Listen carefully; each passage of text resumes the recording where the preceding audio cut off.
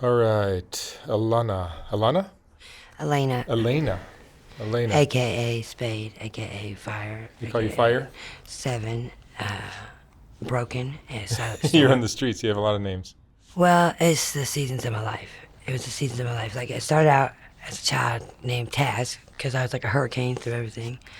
And then I went to Spade, and so I got my arms. And then from Spade, I went to Broken, because I was heartbroken. And then from Broken, I went to Silent Storm, because I thought I got over the pain. I got mad. Where'd you grow up? Well, I was born in Lancaster, California, and I was there until I was 5 years old. The man that my mom was.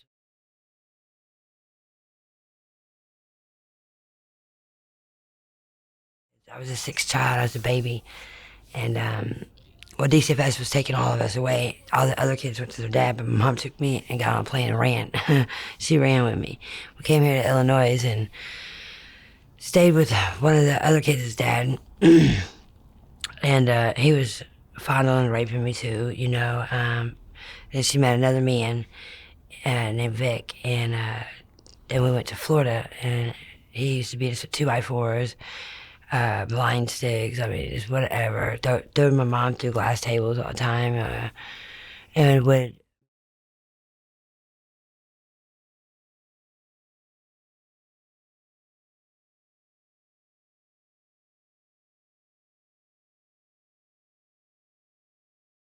I knew what it was from previously, you know, so I knew what it was, you know. One night I didn't take that drink, and he came and I had a knife under my pillow, and I told him, "You ever come in my bed again, I'll kill you." Well, that didn't work. So I tried to write my sister a letter to let her know what he was doing to me. And he got the letter out of the mailbox and read it. So then he took me over to his mother's house, and him and his mother.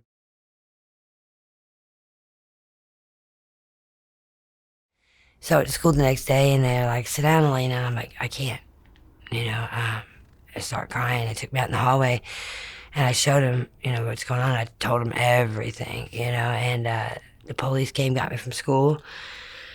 From school, we went back to the trailer, and he knocked on the door. They told my mom, he's got to go, or we're taking her, and we're pressing charges against you. We advise you to get a lawyer. And that night, he shot and killed himself. He blew his brains out. And then his mom and dad started coming by our trailer, shooting it up, like shooting at it with a gun. So my niece's dad came, got us from Florida, and took us back to Illinois. And from Illinois, and when we got back, not too long after we got back, because she's an alcoholic, and I started drinking at 8. When we came back to Illinois, we went back to Illinois, and I started drinking at the age of 8. So all that stuff you just told me about with your stepdads and all that happened in what state? It happened in California, Florida, and Illinois. Hmm. You know, and So now you're going back to Illinois? no, I just left Illinois. No, I mean in your story. Yeah, yeah, I'm telling you this story, how the events, So how they went. You just said So now we're going back to Illinois. I'm in Illinois, you know, from him blowing his brains out, and his mom, you know, and dad trying to kill us, you know, because he tried to, you know, anyway. So we're in Illinois, and my mom gets really sick. She's in and out of the hospital. I'm gonna have to take care of her. And by the way, my whole family disowned me because I talked to black people. The only person I had was my mom, you know, and I couldn't do it with white people because, well, they started raping me at 5 years old. So like, I didn't have a sex drive or desire towards white people, you know what I'm saying? Because like, well, start getting raped as a kid and getting a dick stuck in you at 5 years old. You don't, yeah. So I have PTSD real bad. So my mom got real sick, and she ended up getting both her legs cut off, so I had to take care of my mom, you know, and she ended up dying when I was 17. But like I said, at 8 years old, I started drinking. By the age of 10, I used to prostitute, smoking crack, and I didn't know no better. You know, smoking weed, drinking, you know, just out in the street. I got beat into a gang at the age of 10, and then I got with the man at 10 years old, and I was with him for 12 years. Him and his family were from Mississippi / Chicago. I was pretty much raised by him. I learned a lot of everything I know from them. he used to beat me on a regular. Like, it was like, I had a pretty shitty life, you know? And so from there, my mom died at 17, and then a couple of years after that, I left the man. I was with him for 12 years, and then I got this other man, and I was with him for 6 years, and he wanted to get high, and I had got sober and clean, and I was on something called like mental health recovery court. It's kind of like a drug program, but it's kind of like drug court, but it's mental because I have mental issues. Anyway, they got me clean, and I was clean, and he wouldn't get clean, so I left him and got my own place, my very own house, you know. And my sister helped me because she owned it. She said, you know, but I paid all my bills. I was clean, sober for 3 years. And then I met a man.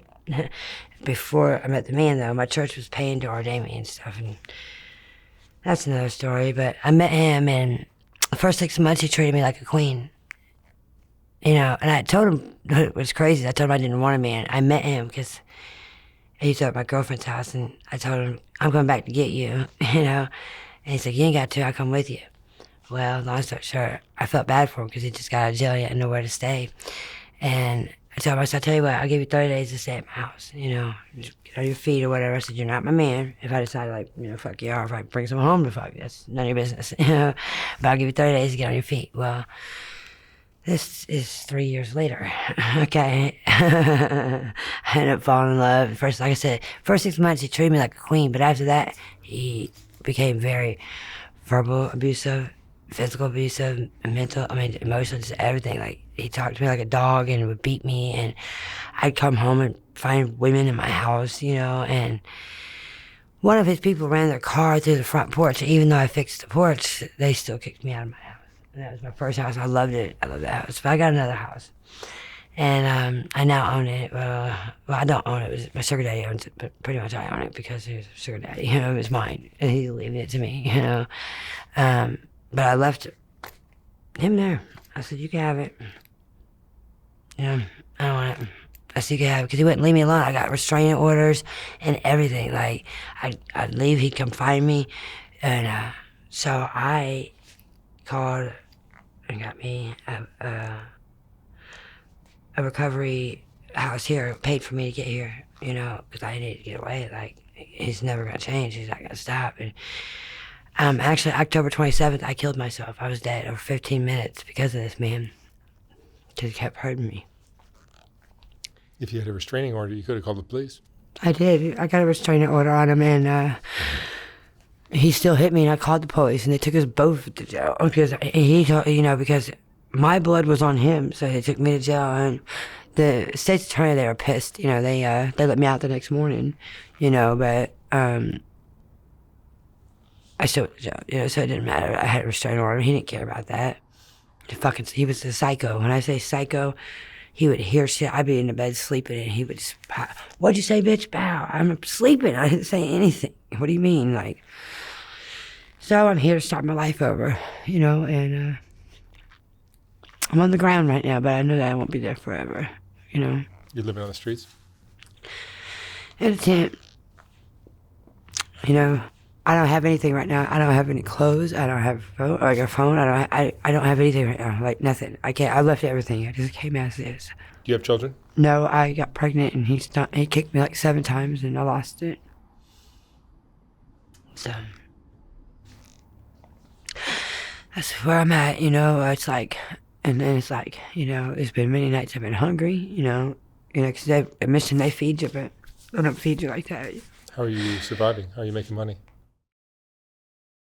You know, you gotta eat some way. What is your drug? Crack cocaine and alcohol. Alcohol is my number 1 drug of choice. I choose alcohol over everything. Matter of fact, I want my beer. You know, but alcohol. I love to drink, you know. Well, it's not that. I have neuropathy. I have muscular dystrophy disease. I have arthritis. I have COPD. I have asthma. I have 5 cysts in my back that can't be removed. I have a pinched sciatic nerve. I have carpal tunnel. I have PTSD, ADHD, bipolar, you know, manic depression, like. And I just ask why. What did I do to deserve this? Do you feel like the childhood that you had, all the turmoil, all the I mean, chaos? like the physical illness now, like it takes the breath out of me to move. That's why I smoke crack, like, because it's the only thing that's like takes it freezes the nerve pain. It feels like someone's taking my nerves and they're wrapping them around their hands and they're pulling them and then taking a knife down every one of them and cutting cutting them. That's what it feels like. I was told if I don't go get this, I'm in the 4th stage of neuropathy. If I don't get a reconstructive nerve surgery, that I'll be in a wheelchair. So I'm just kind of sitting because I'm not gonna let them cut up me. How old are you? 41. But you know, I've been down for this shit yet. You been in love with any of these men? The man that I left, I love him. I love him, Even though he was bad to you? even though he's bad to me. He became like my God. Like I worshiped him. Like he got all my money. I mean, I gave him everything. I went without just so he could have. And that's how it is. Even now that I'm homeless, like my heart is so big. Like I give anybody a shirt off my back, and I have nothing, but I give it to him. You know what I'm saying? This is how I am. And again, took advantage of a lot. You know, like I don't know my way around. I've been lost. Like one night I was lost 3 hours. You know what I'm saying? Because I haven't been here since I was 5 years old. You know, I don't remember any of this. You know, I don't know anywhere where I'm at, where I'm going. Well, Skid Row's a whole nother scene than Yeah, wherever you know, before. and when I first got here, I stayed up 8 days because I was scared to sleep. You know, I would pay people. You know, I paid them. I'm like, hey, I'll give you this money. Just let me sleep a couple hours. But when I got ready to lay down, they wanted to have sex. I'm like, I'm out of here. Like, here we go. You know, like, you know, if I pay you, that means I'm not gonna pay you and sleep with you. You know, so that's not part of the deal. You know, so I didn't have sleep for 8 hours. Finally, this one old man, he's in a wheelchair. And I think it's crazy. He looked over me that night. He's like my only friend right now. Well, he's my friend, but he slept out. He stayed in his wheelchair outside his tent so I could sleep.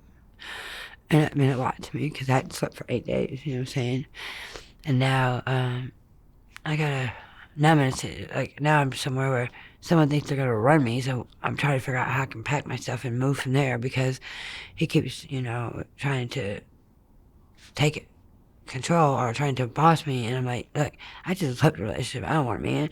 You know, I don't want, period. You know what I'm saying? So I don't actually ever want a man ever again, you know. I said 3 strikes, I'm out. You know what I mean? Fuck all that. I can do bad by myself. You know, all I got from him is more hurt and more pain, you know. And, well, so now I'm trying to figure out how I'm going to get my tent and all my stuff. What little stuff I have, which it ain't much. But, you know, like I got a rug inside my tent, which I like. You know what I mean? It's soft. I got a soft blanket, you know, that the minister people gave me, you know. Do you have any regrets in your life? Yeah, I do actually. You know, I regret, like, I stole from my mom a couple of times. And I regret that. That's about my only thing, you know. I feel bad, you know, because I need to tell her sorry. But you know what's crazy is I told my mom about how the men were raping me and stuff, and she never believed me. She chose her men over me. You know, she's on her dying bed, which I thought was pretty fucking selfish. She says, Elena, was all that stuff true? Really, was it true? I guess it's her way of asking me for forgiveness, you know. Well, yeah. And then my dad, he was never in my life. He shows up like 3 years ago, you know, like, hey, I'm your dad. Like, I'm like, yeah, hey, fuck you. Where were you? You know, like, and, you know, my mom taught me doing to others as you want me doing to you, you know. So with my heart, ain't but love flows out of it. I have no control of it. It's like a river, you know, it just flows. And it sucks because I can't stop it, you know what I mean? And it really sucks because there's a lot of cool people out here. But that's about it. What's been your lowest point in your life? Right now. Right now? Yep. I've never had you know. But I did this by choice because I wanted to start over. You know, he wouldn't leave me alone. You know, so where I went in Illinois or Springfield, he found me. You know what I mean? Heck, we went to Chicago, he found me. And Chicago's big, okay? And he found me, he said, I looked for you and I found you like Waldo. I'm like, oh my God. So, here, he don't know. he don't know I'm here. And Hearing your story, it's almost like you're cursed. I feel like that, you know, I really do. It's like, you know, I try to believe in God, but it's like, where are you? Like, why do I have to go through all this stuff? You know, when I didn't do anything wrong to deserve it, you know. I can see if I did something wrong or I deserved an ass whooping or something like that, you know, but I haven't. I've done it but love everybody, be nice to everybody. I just want to be loved and accepted. And it seems like, Do you feel like you were ever loved and accepted? well, through my mama. Yeah. And then she died. When she died, I forgot. When she died, I lost my mind. I fucking lost it. I got 6 DUIs in 1 month. I stayed up 30 days, ended up in a fucking hospital. I ended up going to prison for the 6 DUIs, you know. They sent me to prison. And I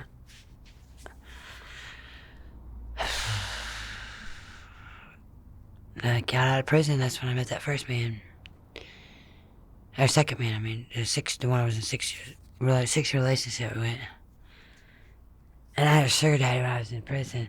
And I was still with the first one. Because when I got out of prison, I left him. Because he moved my best friend in my house. You know. And I was screwing her while I was in prison and moved her out before I got home. Yeah. Well, long story short, I took the whole side of her face off. I beat the shit out of her. I was like, you bitch. You know. I was hurt. And then I went after him with the axe. And that's how I was able to leave him. And that man used to beat me on a daily basis. But, you know, you don't play with people's emotions like that. Like, you know, love is deep. When we die, ain't no U-Haul gonna be on the back of us. You know what I'm saying? So what you value or what you value or are grateful for, or seek or desire, you know, better make sure it's something that's inner and not outer, because everything else, you know, ain't not going with us. You feel me? So, I don't know. What's your biggest fear now? Of all the same, my biggest fear? Well, my biggest fear is, like, I'm living it. You know what I'm saying? Because, like, I'm petrified of bugs, and I hear bugs. It's like, I mean, like, it's like a phobia. You know, it scares me. Like, I'm scared. I don't know. My biggest fear right now is me ending up in a wheelchair because I want surgery.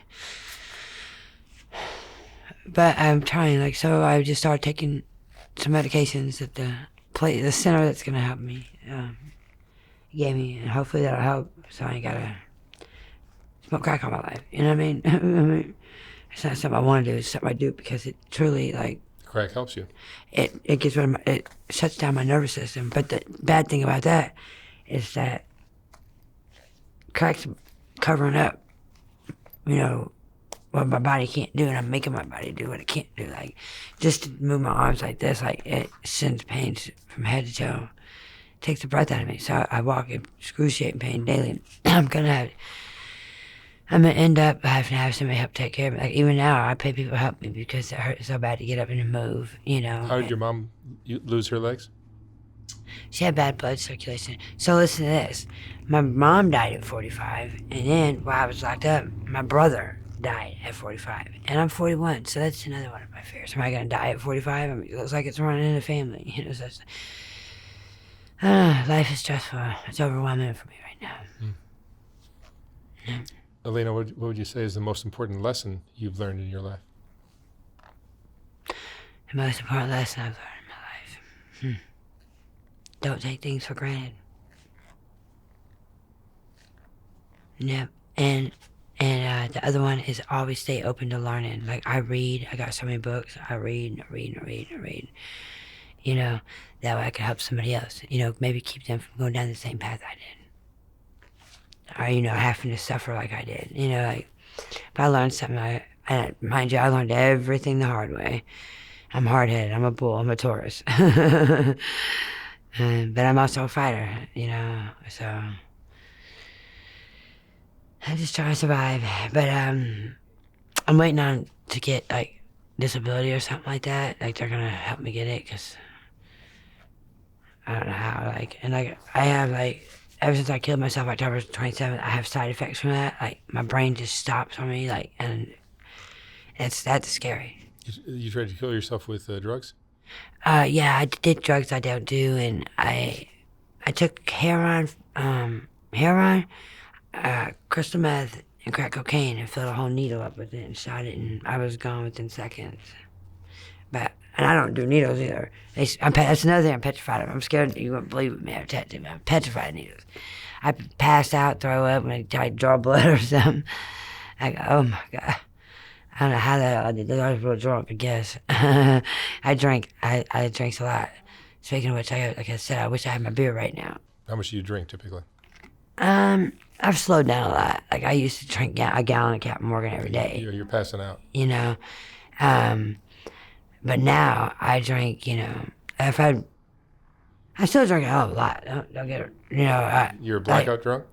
No, not at all. But